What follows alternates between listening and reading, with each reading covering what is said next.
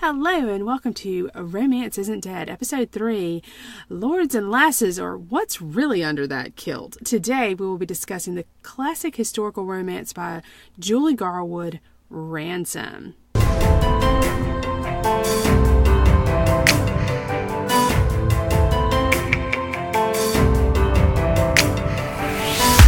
I'm Sally.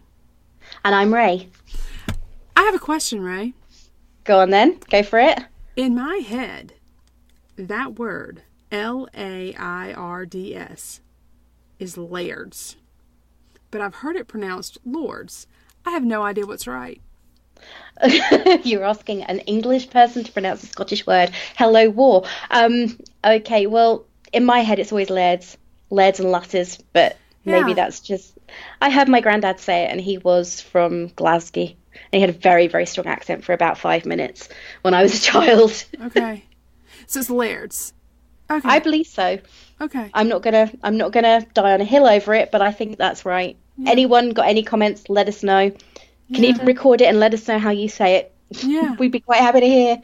Yeah, I mean, so anyway, in my head, like I said, it's layered in my head, but I have heard it pronounced lords, and so I was just doing the best I could not to sound like an uneducated buffoon. Oh dear. Anywho, all right, so this is our first book review episode, and the plan for our listeners is that every 2 weeks we'll have a book review, and then in the intervening weeks we will do something different, whether it's talk about tropes or movies. And next time, I'm so excited, we're talking about Star Wars, because I am a complete Star Wars geek. But anyway, we will be talking about romance novels, and so I will sort of assign our next romance novel. Ray and I are trading off. So this was her pick, the next pick is mine. And so, Ray, I want you to take it away. Talk to us about Ransom. Okay. Give us our background. Okay, well, Ransom is the second in a series by Julie Garwood, and it was released in 1999. It's the sequel to The Secret, which was written in 92, so there's a nice 7 years between the two. It was the story of Brodick. So for anyone who read The Secret, I read it after I read Ransom, but that's because I always read things back to front. And Brodick was one of Ian, who was the character in Secret's loyal friends, and at the end of The Secret he was heading off to England to get himself an English bride. However, that didn't quite work out, as we found out in Ransom. And Ransom also introduces us to Gillian, who is the daughter of an English baron that she witnessed being murdered when she was about 3 years old. And now she's been taken back to her childhood home by Baron Alford, who is, for all intent and purpose, a really nasty guy who makes the English sound pretty horrendous, to be fair. And Alford is awful. Awful. Alford is awful. Yeah, and I nearly pronounced that wrong. And he sends her on a mission to find her sister, who she hasn't seen since the night her father was killed, and basically to get this box called Ariana's box that the king at the time, King John, is looking for. Let me just add just a smidge of historical context here. King John was not well liked. For those of us who he liked gold. Yeah, but he was not well liked. And for those of us who have any inclinations towards Western civilization, he's also the king that was forced to sign the Magna Carta, which is sort of the basis for Western civilization rights and such. So he was pretty awful. He was a pretty awful person. So also awful, right? Okay, so yeah, also awful. However, he was also the brother of King Richard, and the king at the time of Robin Hood. Didn't they call it John Lackland? They called him John Lackland. John Lackland. They did indeed. Because he didn't have any land. He lacked land. Okay. We're always very creative with names. Okay, anyway, go ahead. Back to Ransom. Okay, well, Gillian is, for all intents and purposes, sent off to find her sister, But there's also the subplot of the young lad who is kidnapped for ransom by someone who is trying to get Ramsay Sinclair to expose himself to danger and get killed. So there is a subplot in there as well, which it's not a blink and you'll miss it moment, but it is vital to the plot when it comes to Gillian and Brodick meeting for the first time. Right. So how'd I do? Yeah, it's good. That's good. And of course, like most Julie Garwoods, this is a happily ever after. We love that, right? Here at Romance Isn't Dead. Well, yeah, if we didn't like them, then there would be little point in us reading loads and loads of romance novels in the first place. I'm now reading romance novel number 7 for the last 2 weeks. I picked up a new series as well. Okay, so do you think that Ransom fits any of our tropes? Like when we think of tropes? I'd say for about 50 seconds, maybe it meets the damsel in distress trope. Mm-hmm. But she's almost a self-rescuing princess as well. So kind of Princess Leia. Can I say, when I was reading it, I had just the way she talks. It's kind of like that. It's not that she's too stupid to live. It's not that. But it seems like a lot of Julie Garwood's heroines have this, where they're having this parallel conversation to whatever conversation is going on. And it always works out, and you're left kind of wondering if they actually knew exactly what was going on and they were just working within the system to get their own way. But like, for instance, in the scene where she actually gets married in this book, right? Oh, yeah. In the end, apparently, she thought she was being betrothed. She thought she was being engaged to him. But apparently, she's getting married. And he set out to deceive her with that, right? Because he's like, Ramsay, I'm going to need your help. And Ramsay's like, I'll do what I can. And, on the one hand, I'm sitting here going, oh my God, girl, don't be so stupid. And then on the other hand, I'm kind of snickering because it's funny. But then again, in sort of today's world, and I'm like a little horrified for her, like, you are being manipulated here and it's not okay. No, and I think that that's my modern mind. And when I look at it from the context of this is something that maybe was happening in 12th or 11th century Scotland, then, or 13th century Scotland, then I'm thinking, okay, she's actually being treated fairly gently for the time period, right? Oh, yeah. He's not clubbed her over the head and carried her off to his lair and had his way with her and then married her. Yeah, I mean, so I don't know. And he's protecting her sensibilities, I suppose. I can't believe I'm defending him. However, this is something that we were going to talk about anyway, and it's that whole...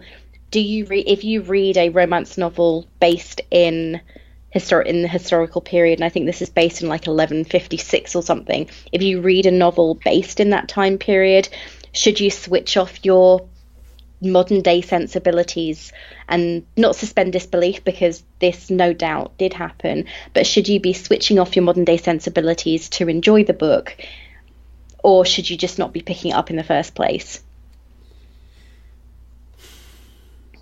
That's a good question. Because women were in those days. I mean, she's lucky that he actually said, oh, I'm going to marry you, and even asked her in the first place, rather than just marrying her and be done with it. Because, in fact, he didn't even have to marry her, because how many people knew where she was?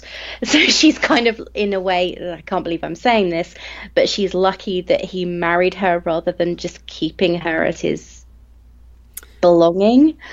Well, I mean, but we're actually saying, too, that, I mean, if he loved her, right? And this is where it is a little bit female empowering, in that he loves her, right? Yeah, she's getting a strong man. She's getting her champion, as young Alex sort of says that she needs one at the beginning of the book. She's getting her champion, and he does protect her, but he does does he manipulate her as much as she manipulates him? I mean, I've just finished reading The Wedding, and the main characters in that, she spent hours debating her wedding vows while they were waiting to get married, and the guy had basically kidnapped her and taken her from the guy she was intended to be marrying. So it is a theme all the way through every single historical, especially Highland novel that Garwood writes. Yeah, there is. The thing about Garwood is there is a formula, and if you like the formula, go for it. If you don't like the formula, just skip the book, right? Oh, yeah. Oh, 100%. And also these were written, I mean, in the 90s. These were written 20 years ago. Yeah. And things have changed a lot. Awareness has changed a lot in 20 years. But does that mean that we've got to abandon the fact that sometimes it is quite nice for someone else to take responsibility for something occasionally? I wouldn't mind if someone made me breakfast in bed on the odd occasion rather than me having to get up and do it myself. Yeah, sure. And then not bothering to go back to bed again. Yeah.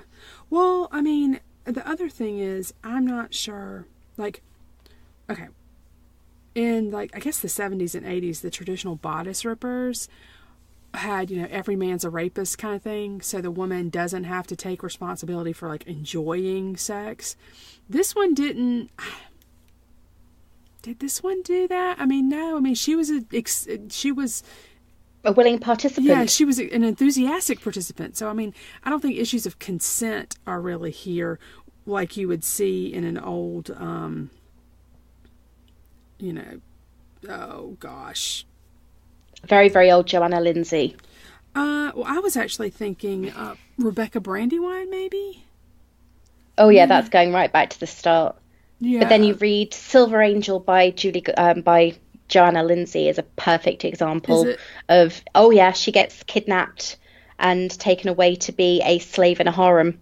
And she ends up enjoying it. But that is the perfect example of a woman being, sounds awful, but a woman being written as being raped in a book so that it takes away the responsibility for her actually enjoying the act. It's such a controversial subject. It's so difficult to make it sound good, but at the same time, if that's your kind of book and if that's the book you enjoyed reading and you still enjoy reading, then that's personal choice. Yeah, absolutely. But it certainly, at least on the surface, does not play well into 2018 or 2019, right? That's all I'm saying. Yeah, but that's I think that is the way that things change, and we've got feminist movement, we've got Me Too, we've got female empowerment and everything else. And I think that sometimes, not always, you do want to, it's escapism, and that's what a romance novel is. Right. 100%. I think my point, and I think, Ray, that you would agree with me, I think my point is that we should probably resist the urge to judge sometimes. And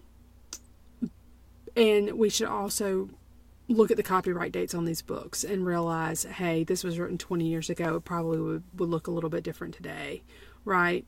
So, definitely. Look at the more contemporary historical novels that come out these days. Mm-hmm. They're far more, I wouldn't say they're PG rated, a lot of them, but they are far more young adult inspired with the scenes that they have involved in them, and far less on the man takes woman and takes charge and woman has no control over her own life. Well, what about Brodick? Is this a man that you would like to have in your life? I always liked Brodick. He was my favourite of Garwood's heroes. I'd have to say it is definitely a personal preference thing. He is very take charge. I mean, the way that he doesn't trick her into getting married, but he kind of does. But at least he does marry her, which he doesn't have to do. Well, the other thing, when the priest is like, wait, what? You didn't know what was happening to you? And he's like, okay, you just can't sleep with him. But she willingly... she still heads off with him. She heads off, and And right there, that's, as we've said, that's like, she's actually okay with this.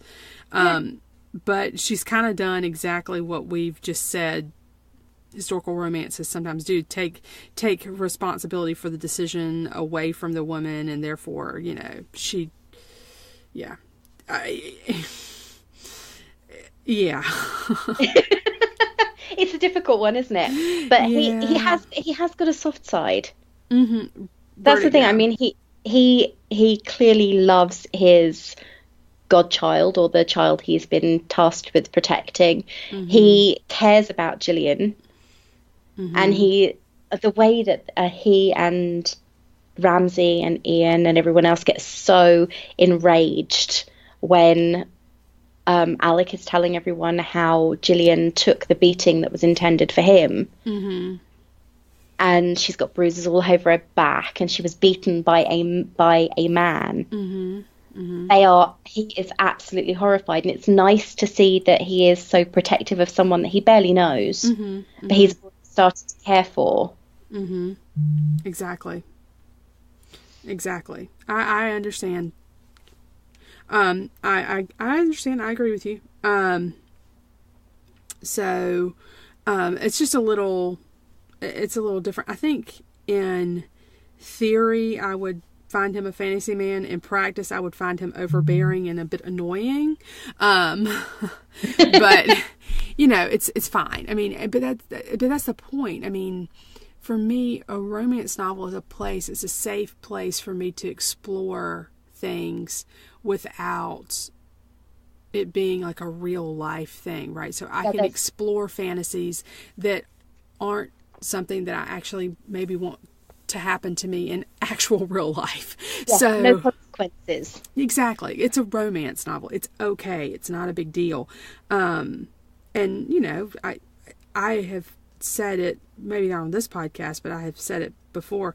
I was reading a fan fiction, and the title of it just made me snicker, but it's so true. The title was "You Can't Turn Off What Turns You On." That is very true. And so, once I read that and I thought about it, and I was like, that's true. And one of the things about being sort of a romance novel reader, I've gotten very much to the point of, that's not my kink, or that's not my thing. That's not the thing that like does anything for me, but you do you, right? It just doesn't. Yeah, I think you're right. You have to read what you like. Mm-hmm. And though quite often you'll see the jokes about kids who in school would hide their comic books inside their academic books, or no, I hid my romance novels. Yeah, exactly. You hide your romance novel. I know that I would, until I was far more confident about the fact that I can read what I like and I don't care what other people think about it. I would quite often hide my Mills and Boon books, or my Joanna Lindsay, or my Catherine Coulter, or whoever else I was reading. I'd quite often hide them inside copies of Pride and Prejudice or A Room with a View, even though I had read those, to be fair. But I'd still hide them inside something so that people wouldn't. I felt that people judged me for what I liked to read. Right. I'm in my 40s. Why should I care if someone's like, oh my God, that girl's reading a romance? So what? It's a book. I've picked up a book and I'm reading words on a page rather than looking at someone's latest Instagram post. Right. Well, the other thing is, I read an article, this has been ages ago, and it was talking about how romance readers are willing to read different genres and different things, and much more so than, say, sci-fi readers.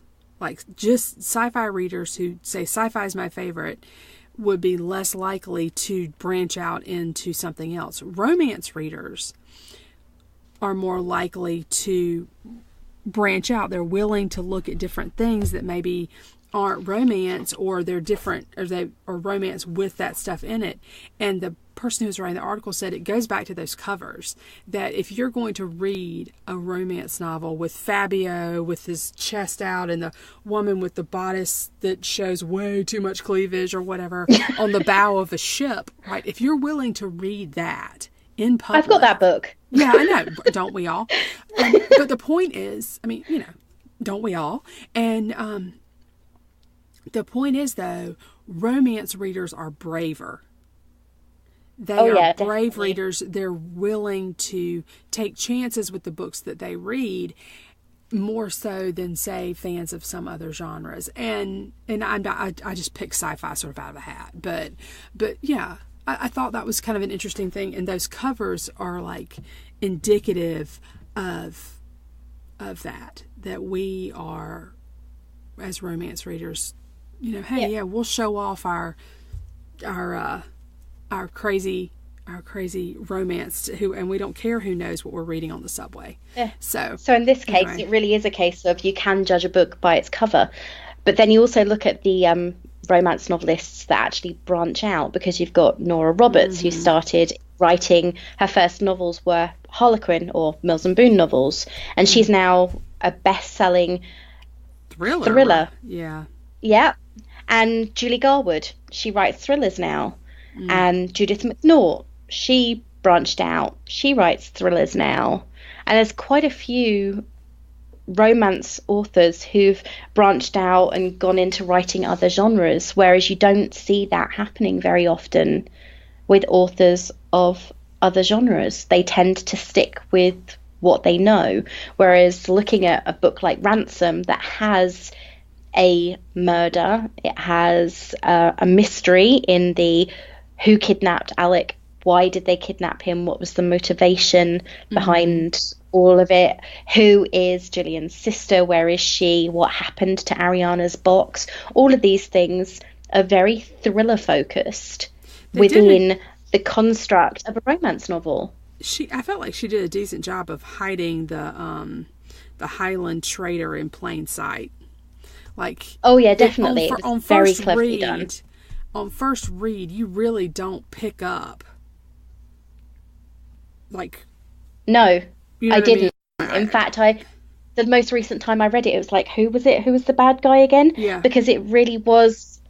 They interwove his story and the way that he hid who he was so cleverly that you didn't even guess. You didn't notice.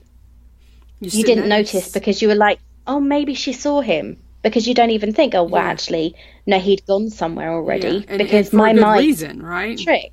Yeah. It plays a trick on you because you think that Gillian has met the traitor when in fact she hadn't, but he'd been mentioned in a scene just before she arrived, and that immediately switched you off to the fact that she didn't meet him first time. Oh, by the way, for anyone who doesn't know, there is a traitor in Ramsay's midst, and he is in the belief that he is the rightful heir to Ramsay's holdings, and he should be in charge of the clan. He suffers a very, very unfortunate, well, not unfortunate, but very predictable fate at the hands of Ramsay and Brodick. Yeah, that's the other thing.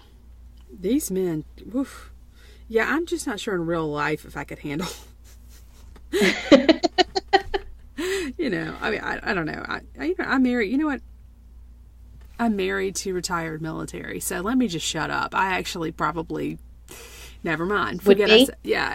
I mean, military's always been my jam. Like something about the uniform. I don't know. You can't turn off what turns you on. I mean, and that uniform every time. Yeah. I completely get it, because the last time I dated someone, he was in the military, so maybe I think they always say something, isn't there, a saying about women love a man in uniform? There are even specialist dating sites for women who are searching for a man in uniform. Yeah. So it's a very, very popular, maybe that's another trope. Man in uniform? Yeah. Because it seems to be very, very, if you read a lot of novels, I think they haven't got a because they have doctors and nurses. There's a lot of military. Yeah, there are a lot of military. Okay, so speaking of things we wear, kilts, not historically accurate, right? Oh, definitely not historically accurate. It's kind of like the Vikings with the horns on their helmets. Not the way things were done. In fact, kilts weren't introduced for a few more centuries, I don't think. Right, and then they were promptly outlawed because weren't they? By the British? Weren't kilts outlawed? Oh, they were considered threatening, I think. I'd have to look it up. A skirt on a man was threatening? It wasn't so much the skirt on the man, it was what they did not wear underneath. And that's threatening. Okay. Maybe the English men found it threatening. I don't know. English men I don't understand them, but I don't understand. And I'm English. So. I don't really know any Englishmen, so I can't say. I would say I'll introduce you to my brother, but I don't think that would be a good idea. He'd drive you as nutty as I do. Oh dear. Okay, let's move on. Okay, so you could talk Star Wars with him, though. Oh, there you go. I'm sure he'd disagree with me. Most men disagree with me about Star Wars. That's my nephew's job. Oh, please, I'd eat him for breakfast. He'd come out of that crying, Ray.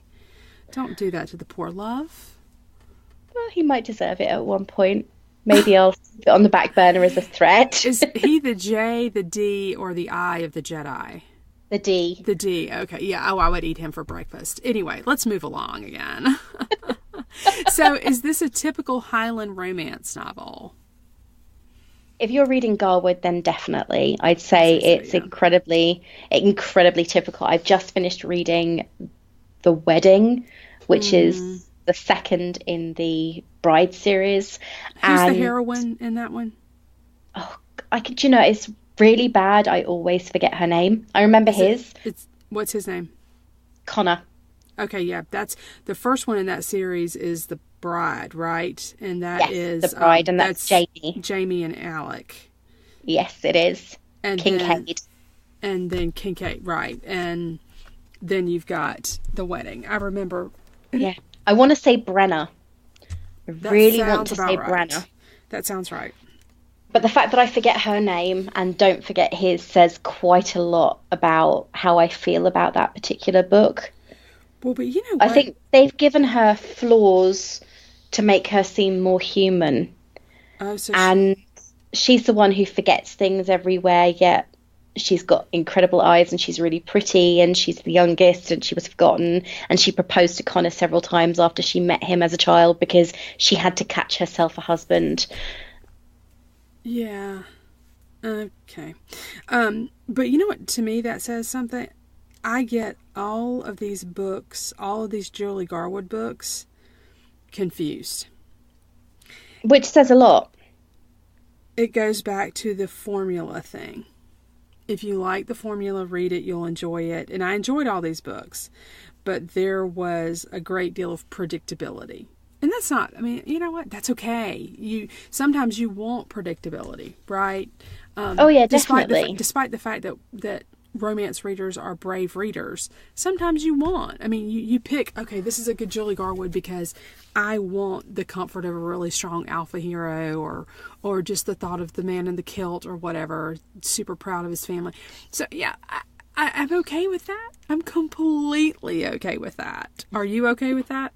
Oh, yeah. Well, I think proof is in the pudding and everything else. And I do go through phases, and this is my annual reread, started slightly early this year, of the Garwood novels, because I go through phases where I'll just basically sit and devour. And if anybody ever sees my reading list on Goodreads, a large amount of it is rereads of Garwood, Coulter, certain novels, specifically the Mallory series by Lindsay, and the old McNaught books, my favourite of which being A Kingdom of Dreams, which we will get onto at some other point, though it's now out of print. And I go through phases and I read certain types of books, and then I'll go on to, I don't just read romance, as we've talked about, we are more daring, and I will reread Lord of the Rings and things like that as well. But I like the formula. I find it comforting. It's almost routine making. And it's like, well, I'm still reading a book. And even if I know every single in and out of each tiny little plot point, it's still like, I can sit and go, I'd quite like to be wooed like this for about 5 minutes, and then I'd get very, very bored and very annoyed because I'm not a Highland girl. I'm not someone who's been sheltered and has no idea of the fact that I'm being taken advantage of. But that's because I'm a 20th and 21st century girl. Yeah. Well, what about book recommendations? Excuse me. I have a very long list of book recommendations, but specifically if you loved Ransom, if you really love Ransom, then there are quite a few. You've got A Kingdom of Dreams, which I've already mentioned, by Judith Knorr. It is out of print, especially in the UK, but and I'm really sorry I can't loan everybody my copy. It's falling apart. However, it is available on Kindle in the US. If you want to get a copy, just go on the McNaught page. And apparently she's coming out with her first book in 12 years at some point in the next 20 years. So there's been a lot of debate on forums about that one. We won't need to go there. Then you've got the Velvet Montgomery Annuals Quadrilogy by Jude Devereux, which is a series of 4 books, all with Velvet in the title, and they are following a Highland family and a feud, which is, if that's your thing, I mean, Jude Devereux is a very, very personal taste thing. Have you ever read any of hers? Me? Of course. Yeah. That was a silly question. Oh, yeah. I've read stuff by everyone on this list, I think. Go ahead. Okay, the next one is A Gentle Feuding by Joanna Lindsay. She doesn't tend to, in my experience, write that many novels based in the Highlands. Yeah, but I don't think of her in the Highland sense. I've always read her Mallory novels. The Regency series. Yeah. We will be actually reading one of those later on this year. So get your copies of your Mallory books out and ready and waiting. But this is, I think it's one of her only Highland novels. But it is still in print and it is available on Kindle. Okay, well, good to know. And then there's one that I've never read, though I have read quite a few. In fact, I'm looking at one now by Lindsay Sands, and that is Devil of the Highlands. And she's written apparently a series of Highland novels. So if you like her vampire fiction, it might be worth picking up one of hers. Mm-hmm. And then, of course, you've got every single book ever written by Julie Garwood. So you've got in the Highland genre. In the Highland. There's quite a few of them, to be fair. You've got The Secret and Shadow Music, which are the prequel and sequel to Ransom. Then you've got The Bride and the Wedding. And then you've got Saving Grace. And they're all Highland-themed novels by Julie Garwood. Saving Grace is one of my favorites. Yeah, I remember you saying or not Gideon, I'm sorry, Gabriel. Gabriel is the hero there. But Shadow Music is, to be fair, I think it's her most recent and last historical. I think it was panned. I read a lot of iffy reviews on that one. Yeah, and that was the last in theory, the last in the Secret, the Ransom and Shadow Music was the trilogy. It was indeed, and it wasn't as good. I think people were expecting more of a continuation of the series, but having paired off Ramsay, Brodick and Ian, it was a little bit difficult to find that continuation. So obviously there's a few things that may well could have been done differently but weren't. But it was still a novel and it was still historical and it's still finished off that trilogy. So there you go. There are my personal recommendations, and obviously I've never read Devil of the Highlands, but I do like Lindsay Sands. So give it a go, huh? Exactly. There's no harm. Yep. You can only pick it up, read it, and go, why did they recommend that one? Maybe I should give them another recommendation. So if you've got a recommendation of a Highland novel that you think other people would like, or a new author, make a comment and we'll definitely pick it up in a later podcast. Absolutely. We really do look forward to hearing from our listeners, and I know that we've heard some comments here and there, so that's good. So yeah, if you would recommend something, we would love to hear it. And our book list is extensive, but we can certainly make room for recommendations from our listeners. So yay! I agree. Yeah. So our final verdict on Ransom, thumbs up? I'd say thumbs up, but you know, that sort of thumbs up, thumbs down, depends on the mood type thing. That's me. I'm actually doing it right now. I probably look like a right idiot if anybody can see me. I think you probably can. Well, we don't video these things for a reason. Yes. Yeah, we really don't, because the faces both of us make is like, horrified faces. That and I stumble out of bed at the crack of dawn to do this, so... Problem with time differences. One of us needs to move, and I get the feeling it won't be you. I have kind of a lot going on, sorry. Anyway, it is that time again. As we mentioned earlier, it's going to be Sally's turn to pick our book of the fortnight. I am excited to pick this. It is a completely different in terms of romance genre. It is futuristic and it is supernatural, and I was going to pick it at some point, and then I saw that it was on offer at Amazon UK for 99 pence, and I was like, okay, I'm picking this right now, so you can get it for really cheap if you need to and you're in the UK.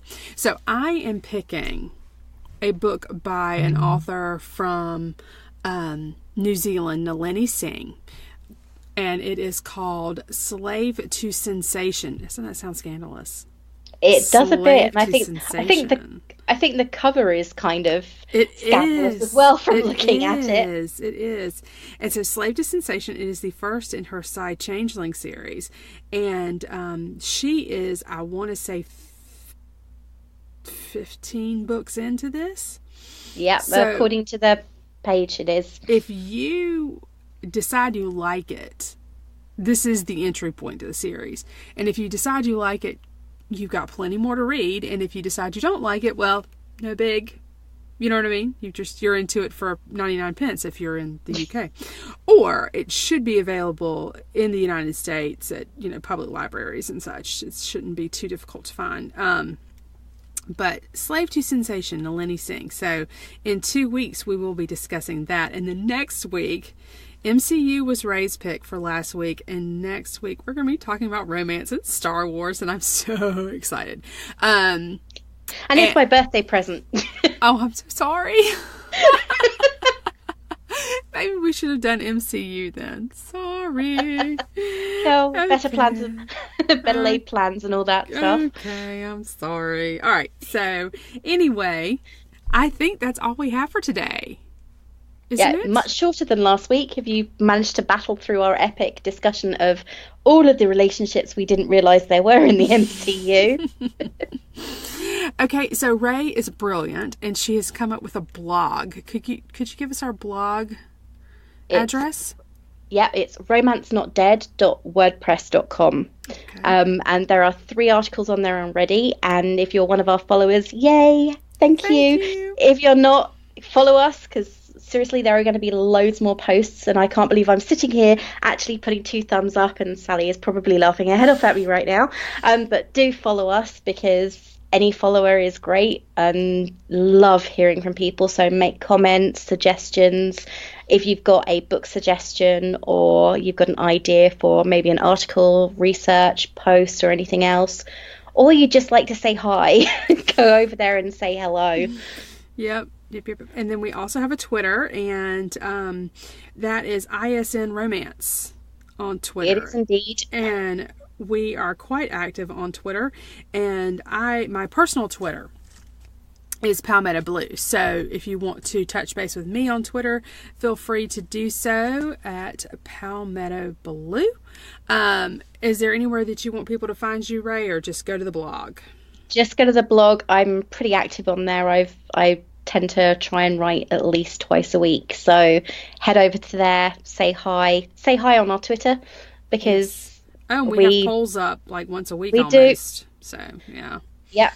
And currently our poll is for all right, who was the winner of our last poll for the MCU? The winner of our last, it was Steve and Peggy. Yay! Steve and Peggy won. My fave one. Okay, and so next week we will have the results of our current poll. And our current poll is, what's your favorite genre of romance, right? It certainly is. Great. And there are, obviously, with Twitter being what it is, you can only vote for 4, but you can leave a comment and say which one you like best. Or if there's one that's not been mentioned, you can put that in the comments. Or say, seriously, I read every single book there is out there. That's too limiting. I like everything, as someone already has done.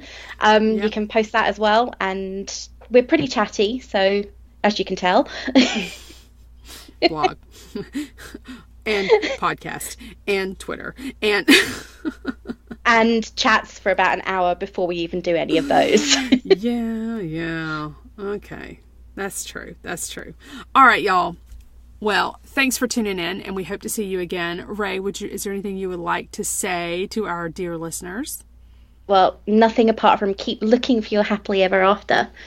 And I would just remind you that romance isn't dead. It's alive and well on my bookshelf. Bye. Bye.